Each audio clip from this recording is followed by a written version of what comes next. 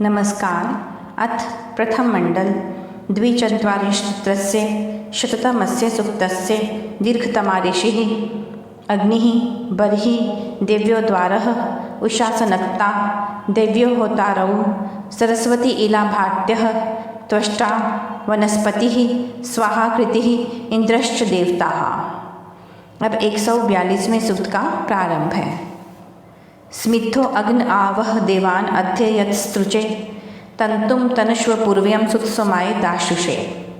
हे अग्नि, तेज से प्रकाशित आप आज बड़ी औषधियों के रस निकालने वाले और यज्ञ पात्र उठाए हुए यज्ञ करने वाले दानशील के लिए देवों का आह्वान करो और पूर्वजों के किए हुए उत्तम कार्यों का विस्तार करने वाले हो। कृतवंतम उपमासी मधुमंतम तनूनपात यज्ञम विप्रस्य मावतः शशमानस्य दाशुषः।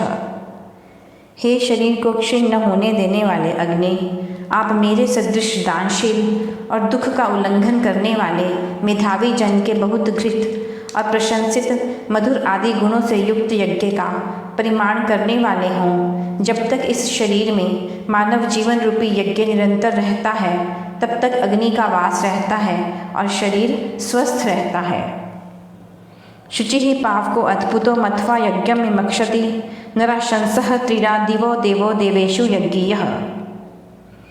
हे देवों में पूजनीय, स्वयं पवित्र रहकर दूसरों को भी पवित्र करने वाले, आश्चर्य गुण कर्म और स्वभाव वाले और तेजस्वी मनुष्यों से प्रशंसित देव, जो आप द्युलोक के मधुर रस से 3 बार सींचने के समान यज्ञ को संपूर्ण करते हो, इसी प्रकार जो मनुष्य विद्या प्रचार रूपी व्यवहार को करें वे कायिक, वाचिक और मानसिक सुखों को प्राप्त करते हैं।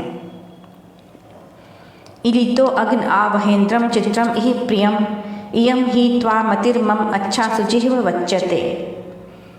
हे मधुर भाषिणी जिह्वा वाले, सूर्य के समान प्रकाश स्वरूप अग्नि, प्रशंसा को प्राप्त हुए जो आप प्रीति को प्राप्त हुए चित्र विचित्र नाना प्रकार के परम ऐश्वर्य को प्राप्त कराने वाले हो, सो मेरी प्रज्ञा बुद्धि आपकी उत्तम प्रकार से स्तुति करने वाली हो।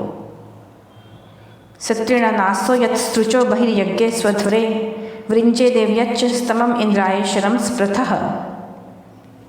उत्तम और हिंसा रहित यज्ञ में आसनों को विस्तारने वाले और आहुति देने के लिए हवि को उठाए हुए मनुष्य इंद्र के लिए समस्त दिव्य जनों के लिए योग्य और सुविस्तृत स्थान को भूषित करते हुए दुख और दरिद्रपन का त्याग कर देते हैं। उद्यम करने वालों के बिना लक्ष्मी और राज्यश्री प्राप्त नहीं होती।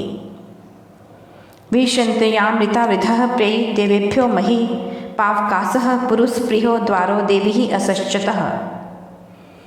हे मनुष्य, देवों के लिए जो पवित्र करने वाले सत्य आचरण और उत्तम ज्ञान से वृद्धि किए हुए बहुतों से चाहे हुए मनोहर द्वार, परस्पर एक दूसरे से विलक्षण देवत्व को प्राप्त कराने वाले, जिनकी विद्वान जन कामना करते हैं, उनका आप लोग विशेषता से आश्रय करें। मानव शरीर भी यज्ञशाला की ही भांति है, जिसके भीतर निरंतर यज्ञ चलता रहता है, जिसके 9 द्वार सदा अलग अलग कार्य करते रहते हैं। इन्हीं सभी द्वारों को जो नियंत्रण में रखता है वही देवत्व को प्राप्त होता है।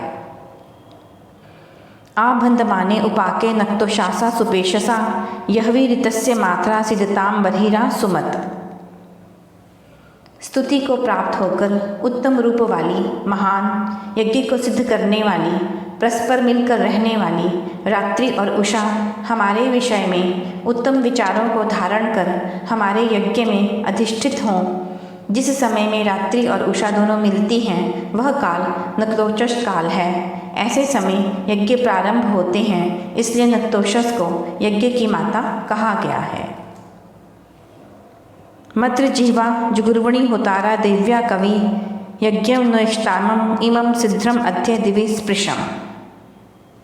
हे मनुष्यों, जैसे आज जिनकी प्रशंसित जिह्वा है वे अत्यंत उद्यमी, ग्रहण करने वाले, दिव्य गुणों में प्रसिद्ध प्रबल ज्ञानी जन हम लोगों के लिए द्युलोक को स्पर्श कराने तथा मंगल करने वाले इस यज्ञ में संलग्न हों, वैसे तुम भी संग करो।